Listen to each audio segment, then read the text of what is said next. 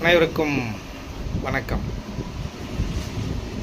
வள்ளலார் குழம்பிய நேரம் என்று ஒன்று உண்டு.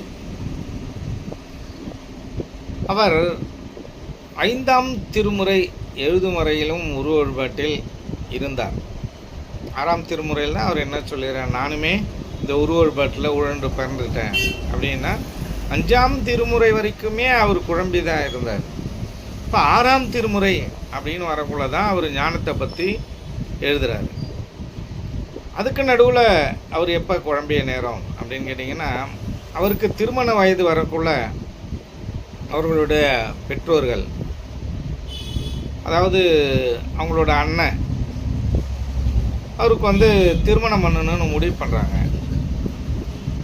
திருமணம் பண்ணணும்னு முடிவு பண்ணக்குள்ள அவங்க திருமணத்துக்கு வள்ளலார் ஒத்துக்க மாட்டாரு. அப்போ வள்ளலார்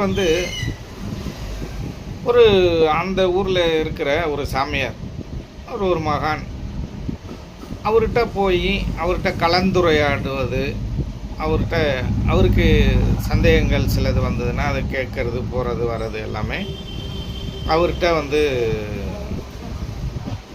கேட்டுப்பார்.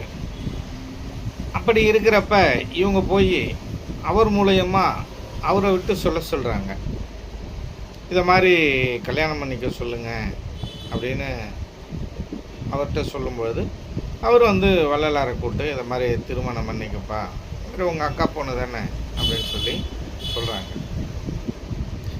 அப்போ வள்ளலாருக்கு ஒரே குழப்பம். என்ன அப்படின்னா, திருமணம் பண்ணிக்கலாமா வேணாமா பண்ணிக்கலாமா அப்படின்னு ஒரு குழம்புன நேரம். வள்ளலார் மட்டும் இல்லை, இது மிகப்பெரிய மகான்களாக இருந்தவர்கள் அனைவருமே இந்த பெண்கள் அப்படின்ற விஷயத்தில் ரொம்ப குழம்பி இருக்காங்க.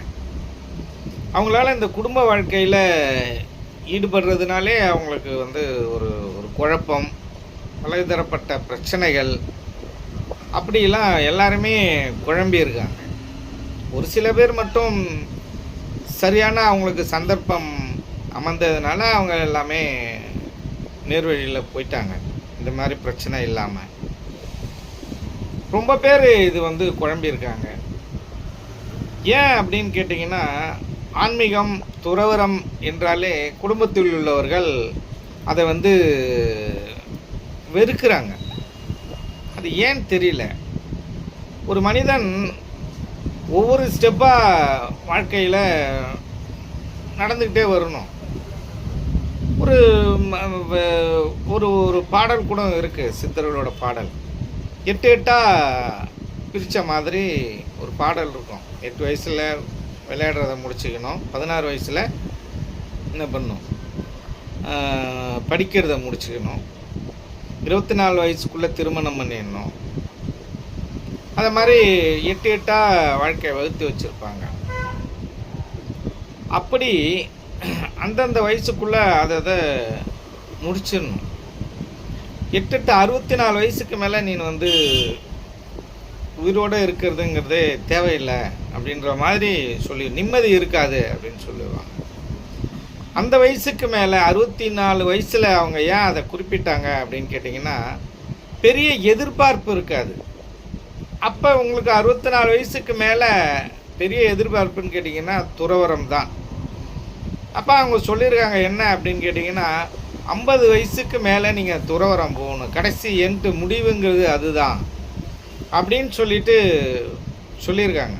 சித்தர்களே சொல்லியிருக்காங்க. இப்படி வாழ்க்கையை வகுத்து வச்சுருக்காங்க.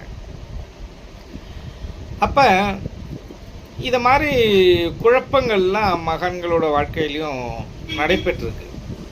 அப்போ வள்ளலாருக்கு சமாதானப்படுத்தி திருமணம் பண்ணி வைக்கிறாங்க. திருமணம் பண்ணி வைக்கக்குள்ள அவரும் திருமணம் பண்ணிக்கிறார். யாரும் வள்ளலார் கையை பிடிச்சி தாலி அப்படிலாம் கட்டிக்கல. அவரும் அவங்களோட குல வழக்கப்படி தான் கல்யாணம் பண்ணிக்கிறாரு. கல்யாணம் பண்ணிக்கக்குள்ள அவர் முதலிரவு அன்னைக்கு திருவாசகத்தை வச்சுக்கிட்டு படிச்சுக்கிட்டு இருக்காரு. படிச்சுக்கிட்டு இருக்கக்குள்ள இந்த அம்மா போகிறாங்க, இந்த மாதிரி உள்ளார போகிறாங்க. அவர் திருவாசகம் படிக்கிறாரு. அந்த அம்மாவையும் கூப்பிட்டு அவர் திருவாசகத்தோட படித்து, நீனும் படிச்சுக்க அப்படின்னு சொல்லி அந்த அம்மாவையும் படிக்க சொல்லி தெளிவுரையெல்லாம் சொல்லிகிட்டு இருக்காரு. அந்த அம்மா கொட்டாவி வந்து தூங்கிடுச்சு. இப்படியே 2-3 நாள் நடந்தது. அதுக்கப்புறம் அவர் இங்கே இருந்தால் சரியாக வராது அப்படின்னு சொல்லிட்டு 1 வாரம் கடந்த பின்ன அதை விட்டு வெளியேறிடுறாரு. ஆனால் என்னதான் வெளியேறினாலும் நமக்கு அந்த திருமணம் அப்படின்னக்குள்ள அப்போ ஒரு குழப்பம் வந்துடுது. நான் தெளிவாக ஆன்மீக பாதையில் துறவரம் அப்படின்ற பாதையில் தான் நான் போயிட்டுருக்கேன். அப்போ வந்து இந்த திருமணம்னு வரக்குள்ள ஒரு குழப்பம் வந்துடுது. திருமணம் பண்ணிக்கிட்டு இப்போ ராகவேந்திரர்லாம் திருமணம் பண்ணிக்கிட்டு குழந்தையெல்லாம் பிறந்துட்டு அதுக்கப்புறம் சன்னியாசம் வாங்கிட்டு போவார். இப்படி பல பேர் வாழ்க்கையில் அது மாதிரி புத்தரும் கல்யாணம் பண்ணிக்கிட்டு குழந்தை பிறந்தவொடனே அவரும் துறவரம் போவார். அவர் இளம் வயசுலேயே போயிடுவார். இளம் வயசுலேயே கல்யாணம் பண்ணி வச்சுருவாங்க. அவரோட வாழ்க்கை முறைங்கிறது வேறு. அப்போ என்னதான் அவர் மிக தெளிவாக நீங்கள் எல்லாருமே வள்ளலாரோட பக்தர்கள் எல்லாமே, நானுமே வள்ளலார் பக்தர் தான், என்னோட குருநாதர் தான் வள்ளலார். ஆனாலுமே எல்லாரும் நம்ம என்ன நினச்சிக்கிறோம் அப்படின்னு கேட்டிங்கன்னா, அவருக்கு வந்து இளமையிலே ஞானம் இருக்குது அப்படின்னு மிகைப்படுத்தி பேசுறது. இந்த மிகைப்படுத்தி பேசுறதெல்லாம் கொஞ்சம் விடுங்க. யதார்த்தம் எது, ப்ராக்டிக்கல் எது, உண்மை எது, அதுக்குள்ளே புகுந்து பார்க்கணும். அப்போ உங்களுக்கு அனுபவம் வேணும். அந்த அனுபவம் அந்த யோகத்தில் இருந்தால் தான் அந்த அனுபவங்கள்லாம் கிடைக்கும். எது சரி எது தவறு, எப்படி எல்லாம் நடந்துக்க முடியும், எப்படியெல்லாம் அந்த நேரத்தில் அவரோட மனநிலை இருந்திருக்கும் அப்படிங்கிறது அந்த யோகத்தில் இருக்கிறவங்களுக்கு தான் புரியும்.